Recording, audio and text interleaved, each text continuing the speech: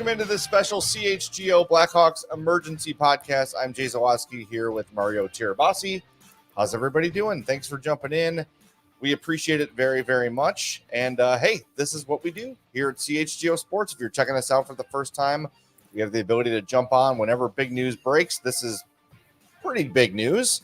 So let's get right to it. Mario, I was at Inside Out 2 when this news broke. Greg is at trivia. You were at home, and as soon as this became official, I rushed home from the movie, and here we are. So here are the details of the trade. Frank Saravalli with the most recently updated details, and these are the official details. Ilya Mikheyev, a 2027 second-round pick, and pending unrestricted free agent and former Blackhawk. Sam Laferty are headed to the Blackhawks for a 2027 fourth-round pick. The Canucks are also retaining 15% on Mikheyev's salary. That means his cap hit is $4,037,500 for this year and next, when he will be an unrestricted free agent. Mikheyev is 29 years old and kind of a two-way speed guy, not a strong finisher. That's kind of been the knock on him. Last season finished in 78 games with Vancouver, 11 goals and 20 assists. So there we have it. Mario, your thoughts? Yeah, I mean, I thought we were going to get a movie review of Inside Out 2. That's what I was more interested in, but it's coming. Yeah, I mean, look, it's Ilya Mikheyev, who's a guy who's been, he's had injury issues kind of hamper him. He's had some streaky play, but when he's been on, like, he's pretty effective. He's a fast guy. When the pucks are going in, he's played in top six roles both in Toronto and Vancouver at different times. He's got good size. I think if he can try and get back to that pre-ACL injury version of himself that we saw in Toronto and a little bit in Vancouver in his first year with them, then I think you really got, like, you got a player there that you can work with in your middle six for Chicago. And Sam Laferty, we know Sam Laferty pretty well.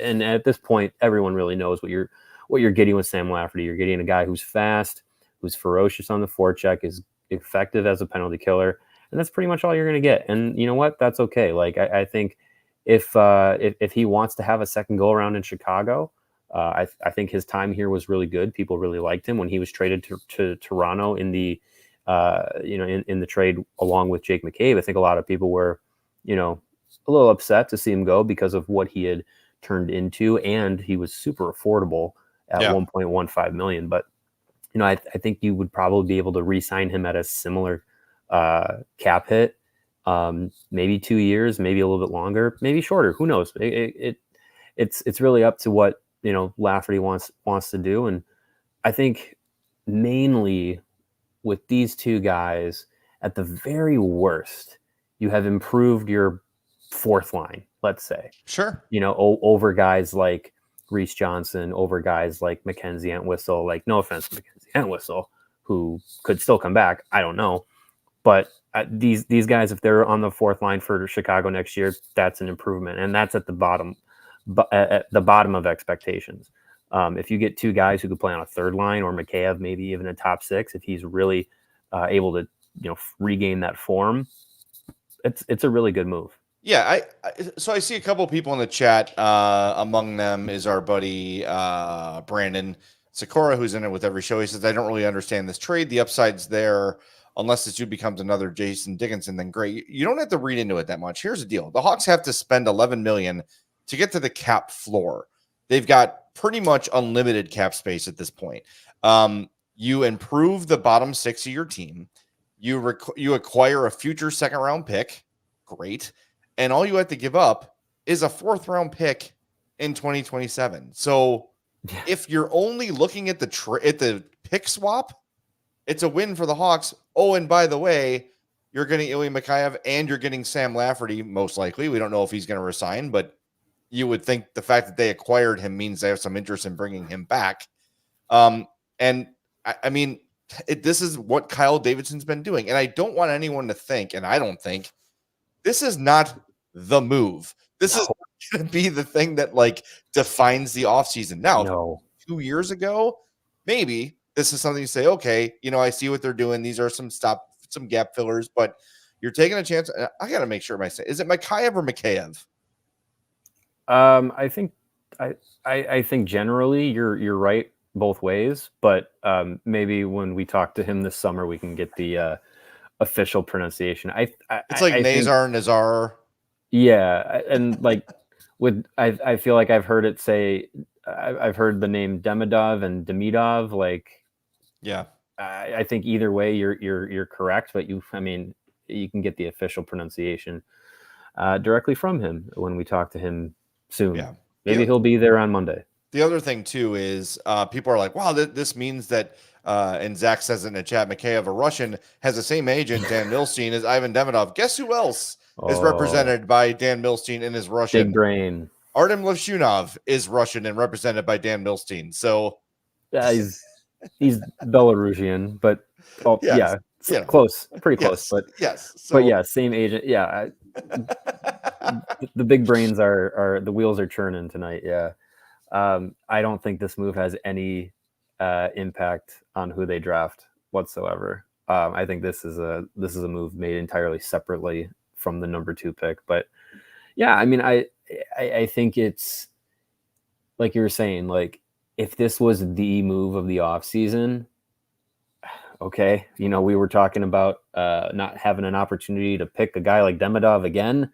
Well, if this was the move of the offseason, then I think we'll have another opportunity to pick a guy like Demidov next year, because this is not what you put your stamp on and say, we did it, we had a successful offseason. This is, when things are all said and done, I would feel like this might be move number 3 or 4 on the ladder for Kyle Davidson this offseason, outside of what they do in the draft. It's as far as free agents and trades or anything like that, I feel like this is down the list of what he's actually got in mind and may accomplish. Yeah. Now, if this is the move, then we become a lot more critical about this one for sure. Yeah. But, and then hop on the tank yet again. Yeah. But, I like this shot that they're taking with Mikheyev, who will get more of an opportunity here than he got in Vancouver and Toronto. That's for sure. Very likely he's going to play, at least to start, you would think, on the top 6. Now, again, if they go out and get Tavo and or Natchez and or Gensel, like, okay, then the whole story changes. But looking at it right now, it looks like a guy who's going to get some opportunity. And Steven, if you could throw up the Jay Fresh tweet about Mikheyev, he did a pretty good job of breaking down the kind of player he is. Jay Fresh Hockey, of course, always throwing up those hockey stat cards, which are great and a super helpful. Having some trouble uploading. It'll be up there in just a second. That's fine. I can paraphrase it here. So Jay Fresh says, Ilya Mikheyev headed to Chicago is a two-way rushing winger who produces and creates scoring chances pretty efficiently, but can be real frustrating when pucks aren't going in, like in the 2024 playoffs, for example. So yeah, the finishing becomes a bit of an issue with him.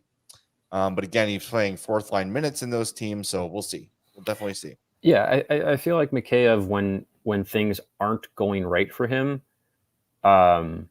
you have another Andreas Athanasiou, but maybe is a bit more responsible defensively. Is that really like exciting? No, but I think it's, again, I think in the grand scheme of things, he's a guy that improves your roster. Like, as it's a net positive gain over some other players that you would probably have had in the mix to play in the 4th and 3rd line roles. And I go back to what, Nick Foligno said about guys that can come in and be improvements and guys that can play roles. Like Mikheyev is, I don't know anything about him personally, but I don't think that there's been any really, off the top of my head, can remember anything about him being, trying to, complain about the role he was playing or anything like that. If I'm mistaken, someone, correct me if I'm wrong. But Lafferty is also a guy that kind of fits that mold too. Like, he's going to be able to play in that role that maybe not is the sexiest and get the most, recognition. But he's a guy that's going to go in there and do that job, because that's his way to stay in the NHL. So I think if you get 2 guys that fit that mold, I mean, I see no problems with that. Like, I don't think this is something where you can say, oh, this is, Kyle Davidson really putting his neck out there. Like, I think it's a low risk, medium reward kind of move. Yeah. And at the very least, like you make it easier to hit the cap floor. And you have at the very least, you have two guys that belong in the NHL, and can play fourth line roles. Like, I really don't see the problem with this move at the expense of a 2027 fourth round pick, who is that's like a 15-year-old that's Right. you have no idea, like playing like AAA in Michigan or something right now. Who knows? But yeah, I think you improve draft position in the 2027 draft, and then you at the very least you improve your fourth line. Like, I've no issues with Kyle Davidson making a move like that, so long as it is not his marquee move. So here's another note from Jay Fresh. He says, on one hand, during his time in Vancouver, Mikheyev had the same 5 versus 5 points per 60 as Kirill Kaprizov, Matthew Barzal, and Joe Pavelski. On the other hand, he scored 1 goal in his final 60 games as a Canuck after scoring 22 in his first 74. So streaky. Are you optimist, pessimist? I don't know what you are, but look, it's worth a flyer.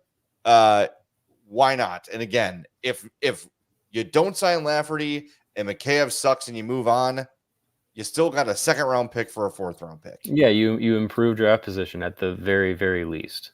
Yeah, I really, yeah. I mean, it's good to see that Davidson is in the mix for some of these things, and last time that they took on a second round pick to help out Vancouver, they got Jason Dickinson out of it, and that's panned out pretty well. So if history can repeat itself and Ilya Mikheyev can stay healthy and return to that form that he had where he was a 20 goal scorer with the Maple Leafs a few years ago, wonderful. Yeah. Comment from our pal Dom Cagney says, is this a step forward move or is still kind of hope we have a high pick get to the floor move? I guess if I'm choosing between the two of those, I would call it a step forward move because it does improve the roster. It's not a tanking move. No. Right? It's a move that it's not. I don't think it's going to move the needle significantly forward, but I don't think it's moving it backwards in any way, shape, or form. No, they didn't get worse today. So I think at if anything, it is moving the roster a little bit forward. Like we said, we've heard that Reese Johnson is not going to be brought back, and as far as the RFAs go, it doesn't sound like too many of them are going to come back. Maybe Joey Anderson likely is going to come back. Speaking specifically of guys as forwards, and their UFAs, I don't really think a lot of them are going to be re-signed. So these Lafferty, if he signs, and Mikheyev, they're improvements over those guys that are kind of on that block in the RFA and UFA market. So again, at the very least, you have improved your forwards group, which is important. You want to have a guy like if he signs, like you want to have a guy like Sam Laferty in there showing Landon Slager, hey, like the play like this, both guys play similarly. This is how you stay in the NHL, by having this kind of work ethic, this kind of skill set, and doing things this way. Like it's a guy that he can look at and be like, if I want to get to the NHL, work my way in and stay here, I got to do these things. I got to have this mentality, this work ethic, everything like that. And you give, I don't see either of these guys taking, quote unquote, taking minutes away from these young guys. I see them playing alongside them. I see them being there to go in and be those kind of like example players that you want those young guys to like play alongside and see how, what is and is not effective, and how you go about being a professional. So I'm looking at the Hawks forward situation now. So Foligno, Athanasiou, Dickinson, Mikheyev, Kurashev, Donato, Reichel, Bedard, Nazar, and Slaggert, and of course Taylor Hall, all under contract for next season. So what this could do, and here's the one of the things I thought of as we were talking here is, what does this mean for Lucas Reichel? Because if they're acquiring another forward, which you would assume would probably be just based on some of the names we've heard, probably a winger. Mm-hmm. I don't know, man. Like there's like not a lot of space for him on this team, especially if Nazar comes out and has an insane camp and looks great in camp and then looks great in the preseason, and you give him a handful of games to start the year and just says, you can't send me down.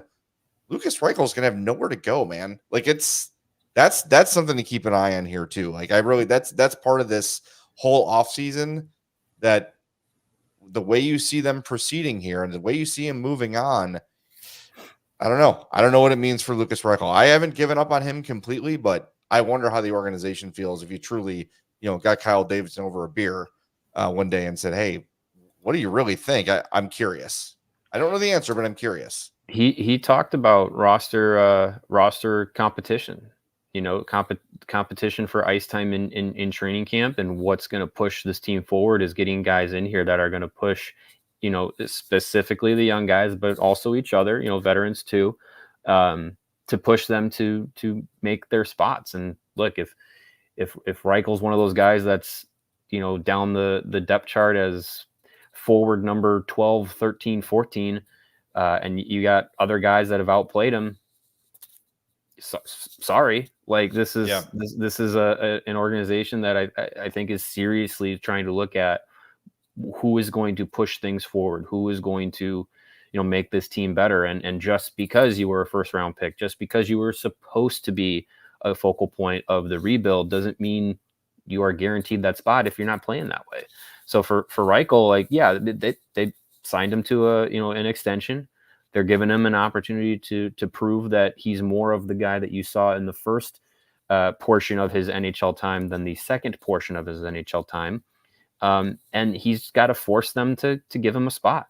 And if he's not cutting it, then he's not cutting it. I think I think Kyle Davidson and Luke Richardson are probably getting to a point where, even with some of these young guys, like if you're not taking those steps, if you're not going to start pushing the team forward, they got to stop coddling them. They got to stop looking at, where they were drafted or what they were supposed to be and what they're doing right now. So 100%. If Reichel plays his way into the lineup, that's great, because now there's more players around him that are going to have to, he's going to have to, really solidify that spot. He's not just going to be handed minutes. Yep. Definitely earn it. And if you earn it, that's good news for the Hawks. It's a good problem to have. Speaking of good problems, we have 500 plus people watching this right now. Hey-o. We really appreciate that. Do us a favor, get in the habit. And if you're maybe new here, checking us out for the first time, hit that like button on your YouTube page. Make sure you hit that subscribe button right there too. You see the number right now, 56,711 subscribers to CHGO Sports. Let's get to at least 56,800 by the end of this broadcast. I think that's certainly doable. And please, please, please hit the like button. Why? Well, it helps us with visibility. So other Hawks fans that are goofing around on YouTube right now see this broadcast and see this feed and know we're here for them. Anytime news breaks, because that's what we do here. Yeah, we should be packing. We should probably be sleeping. Our flight's at 8:30 in the morning. But hey, stuff happens. We're here. And you should know about our Die Hard program at CHGO Sports as well. Access to all of our great written content, access to our members only Discord page where we do prioritize Mailbag Monday questions. We do overtimes all the time. We did a watch party the other night with Stanley Cup final game. Also, when you sign up to become a diehard at allchgo.com, you get a free shirt or hat from the CHGO locker. I'm wearing my CHGO hockey shirt design right now. Mario's got a CHGO Bears shirt on right now. There are dozens of designs available. And again, you become a diehard. It's free. You also save 20% on everything at chgolocker.com, 20% on all of our events. That includes our tailgates, our takeovers, our golf outings. Everything we do, you save on it. Last year, we had a bunch of diehards save 20% to go see Chris Chelios' jersey retired and Patrick Kane return to Chicago. Pretty good perk of being a diehard here at CHGO Sports. So jump on that ALLCHGO.com. That's ALLCHGO.com. Again, hammer that like button for us and make sure you subscribe to the YouTube page as well. And if you're listening to the podcast after the show, make sure you follow, make sure you subscribe, and do us a favor, take 30 seconds and leave us a 5-star review on Apple Podcasts or Spotify. And let's not undersell the Sam Laferty angle of this. We heard from Mike Donaghy, what was that, 2 years ago before the draft, that if you can't skate, you can't be a Blackhawk. Getting both these guys is adding a ton of speed to the roster. And as you mentioned earlier, Nick Foligno saying, we want guys who accept their role and execute. Sam Laferty is an elite fourth line player on a contender, on a rebuilder, on any team in the league. That is a plug and play, role accepting plus fourth line center. Versatile, can play the wing, can kill penalties, finishes his checks with authority. I love the addition of Lafferty. I think it brings a little bit more attitude to this team, maybe a little bit that was missing last year. Now it doesn't all have to land on Nick Foligno to handle everything every night. The Lafferty part of it, if he resigns, and I suspect that he will, is an underrated part of this trade. And I think Hawks fans would be happy to welcome him back. Yeah. I mean, I when he was here, I mean, he quickly became a fan favorite. And like I said before, like it's that tenacity, that high motor, the the willingness to play a not so glorified role, but make it his bread and butter and do it well. Like that goes a long way. And Sam Laferty is a guy that I think a lot of people liked. And he brings that speed. He's a big guy too, 6'2", 205 pounds. Mikheyev also 6'2", about 200 pounds. So all the talk has been, Blackhawks, their forwards group of the future is all 5 foot, less than 190 guys and all that stuff. Like, maybe Mikheyev and Lafferty aren't here for a long time, but as far as next year and maybe the year after goes, it adds guys with speed, size, two-way capabilities. Like you need some guys like that, especially when you're bringing in some of these young forwards here over the next few seasons. So yeah, I like Lafferty. When he was here in Chicago, it was after the shortly before rather the Brandon Hagel trade happened. If I remember correctly, maybe it was after. No, it was before. But then when Hagel was gone, it was like Lafferty kind of did pretty much all the same things, just wasn't scoring at as high of a rate. So I mean, you need guys like that. So I think if he wants to come back, he's going to be welcomed back. He's going to be a lot of fan favorite. A lot of fans happy about that. We saw it when when him and Max Domi were around. We saw a lot of Domi and Lafferty jerseys out at the United Center for the short time that they were here. They made a little bit of an impact on the fan base. Definitely. A good point here from my Greek brother, Charlie Romeliotis. Says Chicago's contending window should be open by 2027. Kyle Davidson adding a second rounder 3 years from now gives him a potential future asset to move down the road if they want to add immediate impact players for the playoff push or boost. That's a really good point. And it's one of the things that we've noticed about Kyle Davidson that the last GM didn't really have was the ability to look ahead a little bit and say, all right, where are we going to be in 2027? Because I think my initial thought was, oh man, it'd be nice to have another second round pick tomorrow or Friday. That'd be great to have. And whatever, 2027. But he looks at what he has draft asset wise, looks to what is potentially happening with this team in 2 or 3 years and says, that second round pick at the deadline could be the difference in me getting a guy I think is going to help us in the playoffs or not. Like, again, we're making a lot of assumptions about Davidson. We're still early in the rebuild, so we don't know exactly how he approaches when it's time to contend, right? And how he will succeed in that way, or how he lures top free agents. Maybe we'll find that out this summer. But we have noticed very clearly that he's not looking at the season ahead of him and only the season ahead of him. He's got a long-term plan drawn out. Again, whether it works or not, we don't know, but he is at least doing the right things to put himself in good position down the road so that this whole thing doesn't just burn out after a couple of years. Yeah. I mean, that's a key point of, the rebuilding process is at some point with all these teams that contend for a long time and We saw it with the Blackhawks during their Dynasty Cup runs. They ran out of prospects, and with a lot of these, you look at some of the teams that have been contending for a long time, their prospect systems are way deficient in a lot of areas, and you kind of run into teams that just start being like, oh, we have to acquire and sign everybody because we don't got anyone coming up in the system. So Blackhawks want to avoid that. They want to be able to, once they get to playoff and cup contention, be able to also have at least one first round pick, at least one second round pick, at least one third round pick in all the subsequent future drafts. So it's smart to have that. And, Davidson has said he can't make all the picks that they have. Some of those turn into trade pieces. Having future assets isn't a bad thing to use either. Like you said, like trade at the deadline, trade at the draft if they want to move up in the draft, or get a player that's gonna help push them over the top, whether it's a deadline move or an offseason move. Having that option is better than not having it. So I think it's smart to do things that can help your team, have the vision to help your team now, and also not at the expense of your potential future. Yeah. And there is a time, right, to jeopardize your future. Like, you know what I mean? Like when it's time to add for a cup run, then you're okay, fine. Like I'm willing to give up a first if I think that this dude is going to be the guy that gets me over the hump. Great. Like that makes a lot of sense. Now is not the time to really be doing that. And that's why when we talk about like Martin Necas and what seems to be the huge cost to get him from Carolina, by the way, which makes a ton of sense from Carolina's point. They don't have to trade him.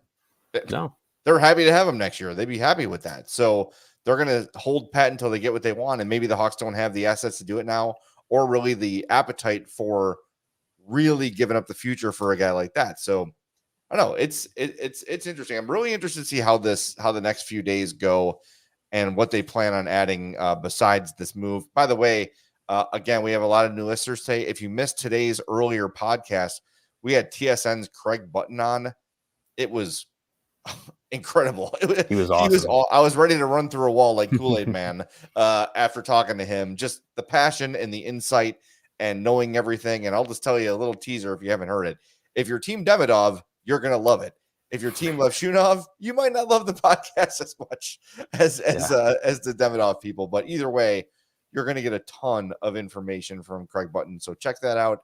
We are live 5 days a week, usually at 2:30. And then during the season, post games after every game, home or road, we are credentialed. We're at every game. We're at every practice. This is the best place to get your Hawks coverage. And again, we have the ability to jump on the air whenever we want with a moment's notice. So make sure you're subscribed again to the YouTube page, turn those notifications on, and please hit that like button for us as we move along here. I do want to mention, I did just a quick aside.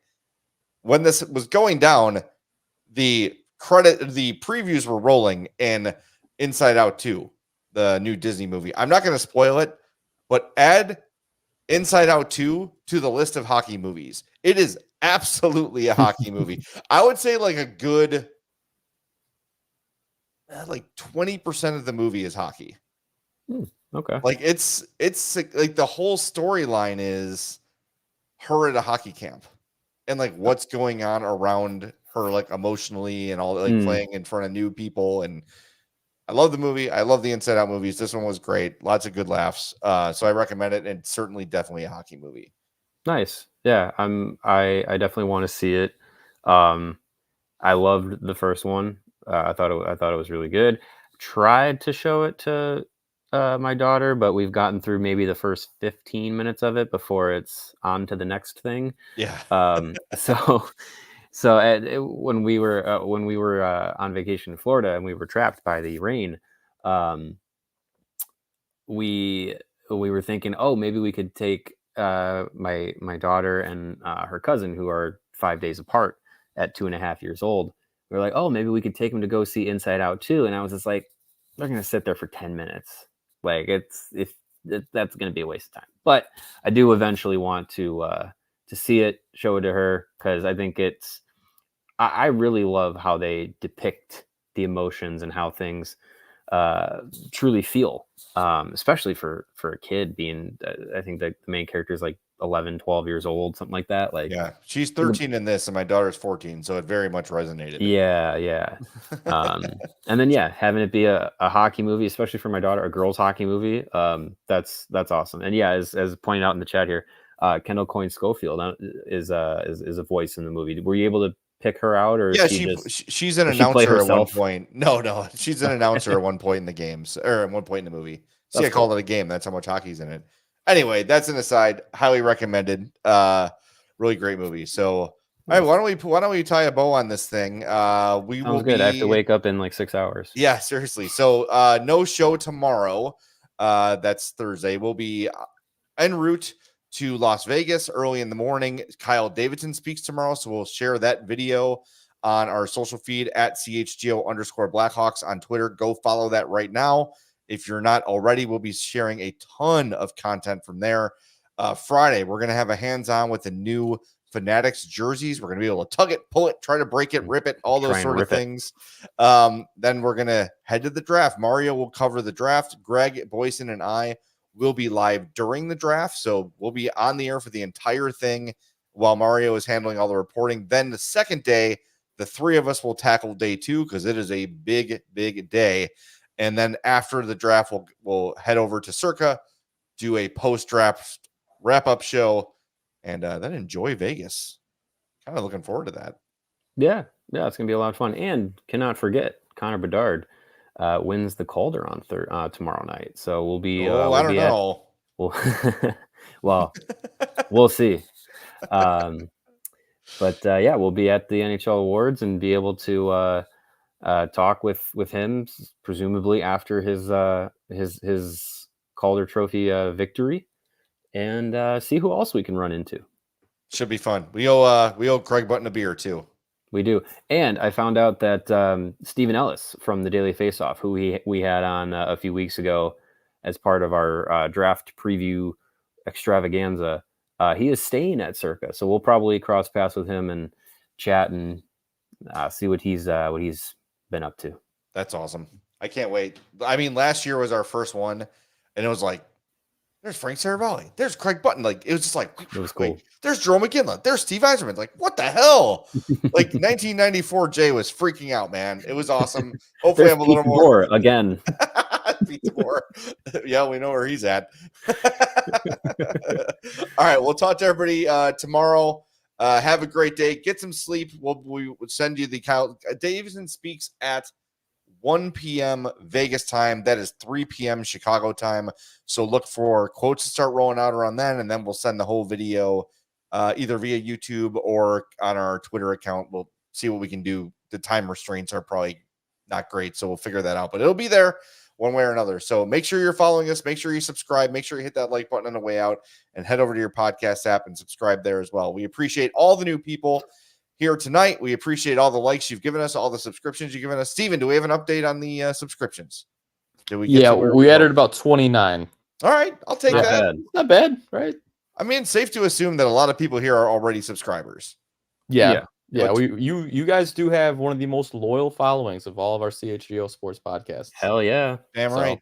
Yeah. And just wait until 2026, 2027 when this team is contending for cups again. It's going to be insane. And you'll be able to say you were here from day 2. Sure. All right. We'll talk to everybody, I'm sure, at some point tomorrow on the CHGO Blackhawks podcast. We all silly like the mayor.